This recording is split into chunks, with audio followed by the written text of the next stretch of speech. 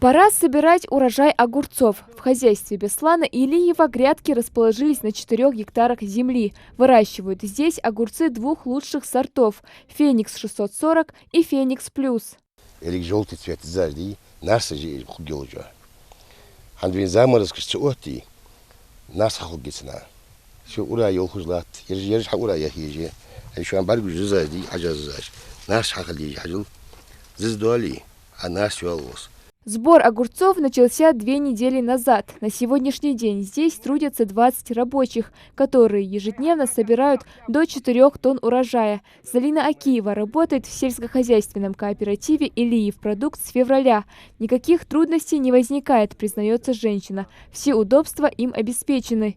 إيران حدوات خب خيدي شو مجاري تعتبر شغول ليش هو أتنشال تعتبر الشيء حاليا كشبه لقي ضياع يشطب دعسون جوتش نعرفش إيش دعيوش أديوت أخ ببيت وجيت خيهم قالش صلاش حلا ديوغي بقولني تشتيك ديت توت أتخي خدايا وشو تحدوغي تخيبوت شقبوقي يخ دع ديوك ماشين تحق داختو تحق أخلويات مس удобствие بسانس. Выращивать огурцы Беслан Илиев решил 3 года назад. По его словам, урожая с каждым годом все больше и больше. В этом году планируется собрать более 150 тонн огурцов с 4 гектаров. Ранние сорта дают плоды уже через 40 дней после всходов. Впрочем, даже поздние начинают рано плодоносить, через 60 дней. Огурцы снимают через каждые 2-3 дня, а иногда и через день.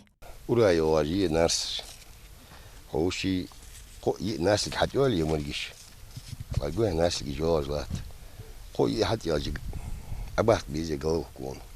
Dabei дальше детях лист хотят он. Цена кой даякшти, а доходы цена хаху. И дамалю ходи урожай хаху он.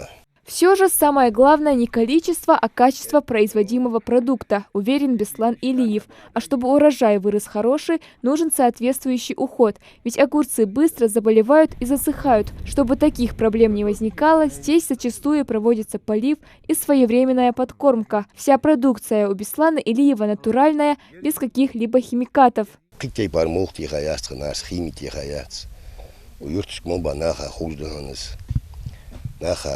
На самом деле химия урожай хан продукции зан. Хахарбус химии тихаят, яблоки, нарс, хачкат, ахам химии творца вообще. Экологически чистый, алкаская отдалась продукции.